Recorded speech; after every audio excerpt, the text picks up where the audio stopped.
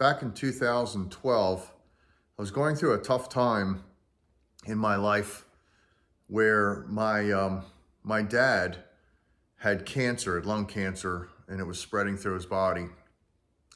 And I remember calling him one morning, and I was working for a commercial builder at the time. And I called him up in the morning just to see how he was doing. And the way he answered me was heartbreaking, because of all that he was going through, the constant nausea, and just, after several months of fighting against cancer, he basically just told me he just wants God to take him home. He didn't want to live anymore. And, it's not what a son wants to hear from his dad. So it broke me. And I called my boss and I said, I'm sorry. Basically, you can, whatever you have to do, but I have to leave. And I left my job and drove home. I was all the way down in Southeast DC, which, from where I live is it's an hour and a half drive. And so I drove to his house, which is close to mine. And I couldn't control myself. I was so, that broke my heart. I was like, I couldn't stop sobbing. It was heartbreaking.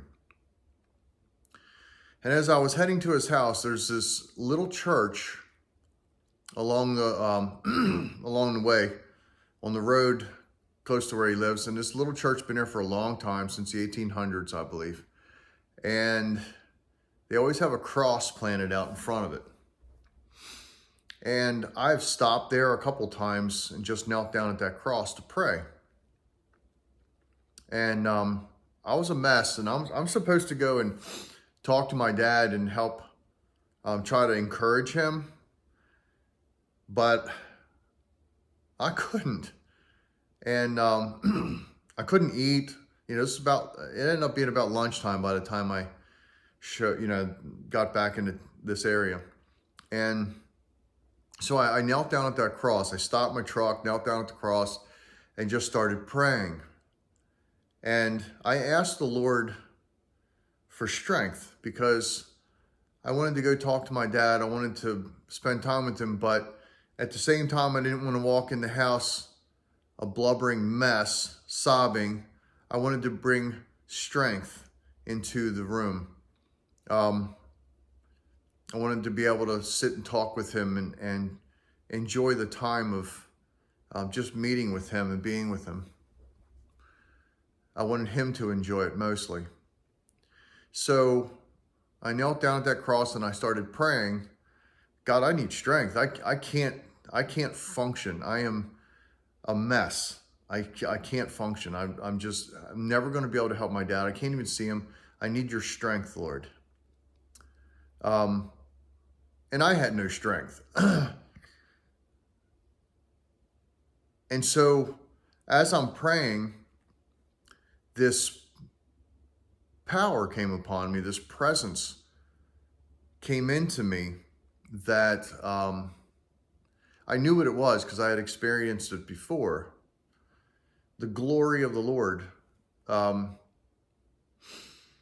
could feel it. I could feel it through my chest, come into my, into me. And it's like it's hard to explain, but it actually makes you very faint. Which I was already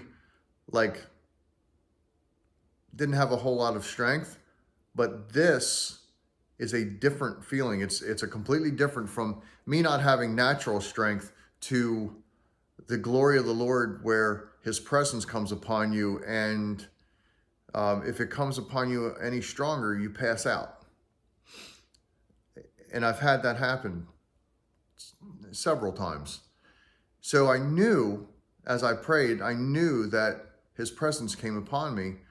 And I just stopped and I looked up and I said, Lord, are you pouring out your glory upon me? Are you allowing your glory to come upon me to strengthen me? And I could feel it. And everything changed in an instant. I regained all of the strength that I needed. I stopped crying for the first time in like 2 hours. And I felt completely at peace. And got in my truck, ate a sandwich, and finished driving to my dad's house, which was only a couple miles from there. And I met with him, and we sat and we talked for hours and watched a little TV. And, we talked for a few hours, and I, just explaining to him different things where he had had no strength. No will to live, no strength in his body. He couldn't eat because of the cancer, and stuff like that. So, but about 4:30 in the afternoon, as I was sharing some scripture with him, he felt the same thing I did when I was knelt down praying. It was that he explained to me that he all of a sudden felt very faint. He had never experienced that feeling before in his life. And I smiled and I said, Dad, that's the glory of the Lord coming upon you. And so he asked that if he could just take a nap, so I went ahead and I left, said goodbye to him. So the glory of the Lord came upon my dad. So the next morning I called him just to see how he was doing. And he told me he was outside meeting with some contractor he had a bunch of trees blow down. He was meeting with the contractor and talking to them about doing the tree work around the back of his house and the side of his house. And I said, Dad, you're outside, you're walking. He said, yeah. And I said, well, that's a whole lot different than yesterday. And he said, you're right. And I said to him, do you know where your strength is coming from? And he paused for a second, and I could hear him start sniffing because he started to cry. He said, I do. Now I do. I know where that strength comes from. And I told him, I said, Dad, the Lord's glory came upon you yesterday, and he's given you strength for today. So I just wanted to share that with you. There are times when you call upon the Lord and he will allow his glory, his presence to come upon you. Remember when Moses said, asked if he could see God's glory, the Lord passed by him and allowed him to see his glory just fading out of the area. So when Moses asked the Lord if he could see his glory, show me your glory, the Lord showed him his presence. And I think it's very important.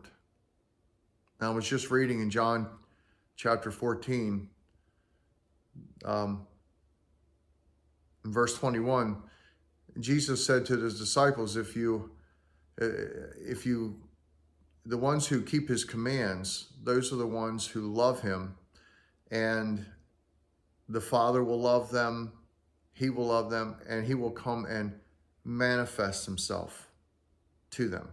So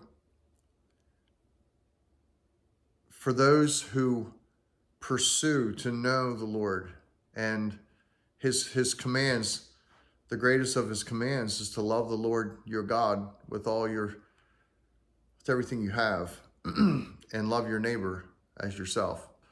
And those are the greatest commands. The command is to love. And so if we keep those commands, he will manifest himself to you. I challenge you. I didn't know I was going here, but I challenge you to pursue him. And Moses asked, Lord, show me your glory. And he did. I think God likes to show you his glory. I think he wants to manifest his presence to you. I think that brings him glory and it honors him. So I would suggest getting alone with him, pursue him, get to know him. The more you see him, the more you become like him.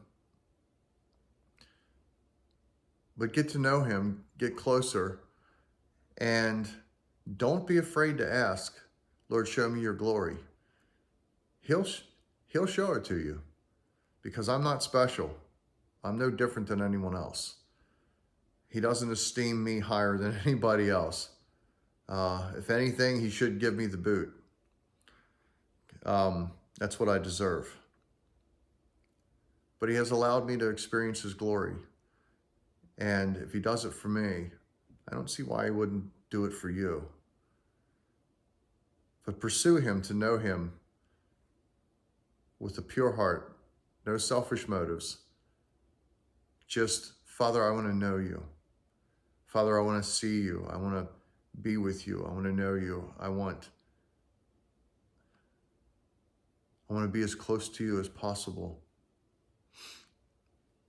And let him bless you with his glory, because it pleases him. Thanks for letting me share.